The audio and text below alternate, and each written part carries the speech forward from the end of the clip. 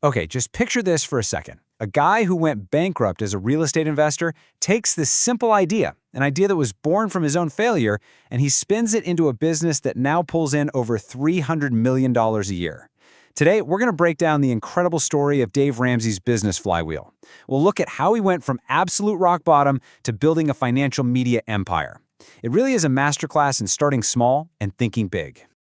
So this is really the central question, right? It's not just about the money, it's about the journey itself. I mean, how do you go from a card table in your living room after you've lost everything to building one of the most recognizable brands in personal finance?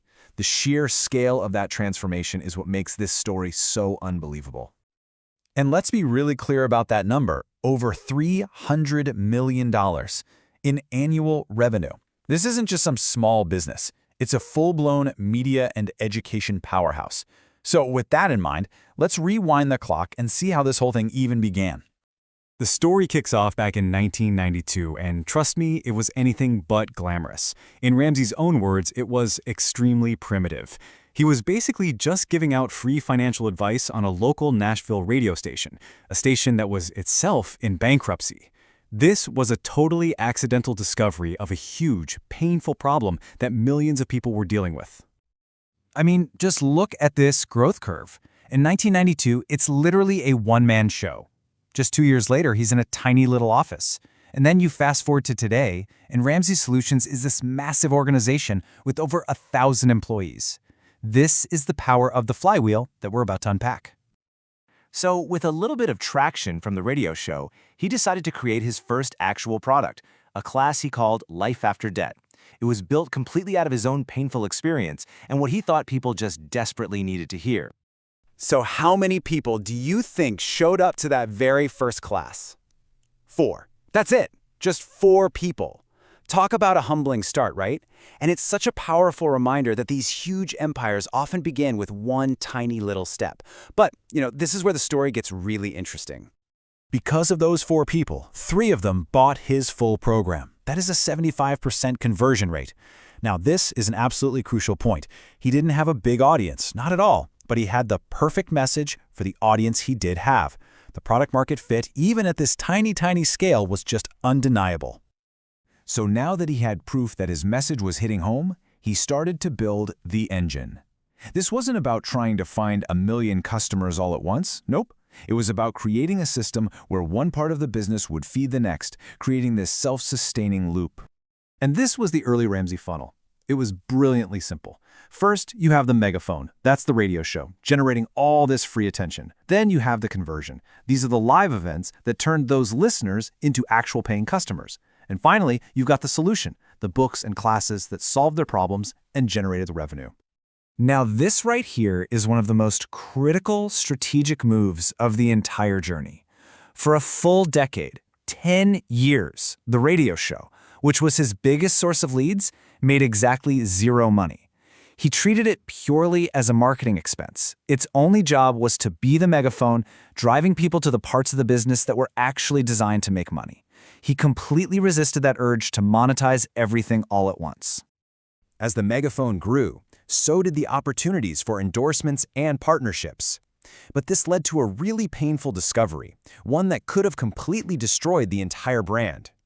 He realized he wasn't just in the advice business, he was in the business of trust. Just imagine hearing this from one of your listeners. This quote from a really angry caller was a massive wake-up call.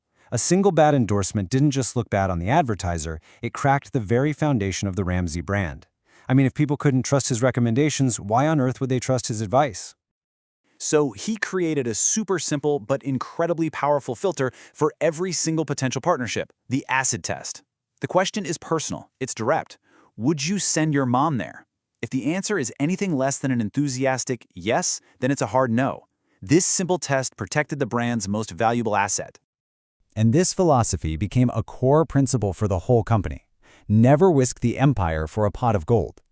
Prioritizing that long-term trust over any short-term revenue would turn out to be one of the most profitable decisions in the company's entire history. But building an empire on trust, well, that required more than just a good philosophy.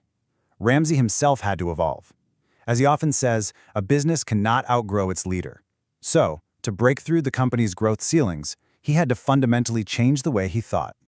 And this is the shift. He started out as a tactical hustler with this kill it and drag it home mentality, you know? The solution to every problem was just more activity, just run at the wall until it falls down. But to really scale, he had to become a strategic leader, the kind of person who looks down on the maze and realizes, hey, wait a minute, there's a door over here. It's a huge shift from just frantic activity to focused, calibrated action. So after all that, how does this all come together today? Well, after 30 years of tweaking and iterating, that simple little engine has evolved into this complex, powerful, and diversified flywheel that's generating hundreds of millions of dollars. And here it is. This is the payoff of that huge pivot he made years ago.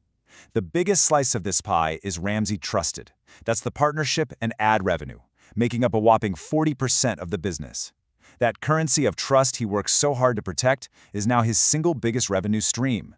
And look at how it fuels everything else. That trust draws in business leaders for coaching, and it drives people to the core educational product, Financial Peace University. See? It's all connected. So what's next? Well, the path forward is pretty clear. They're focused on scalable digital products, they're not tied to any one platform or way of delivering content, and they're built to adapt quickly.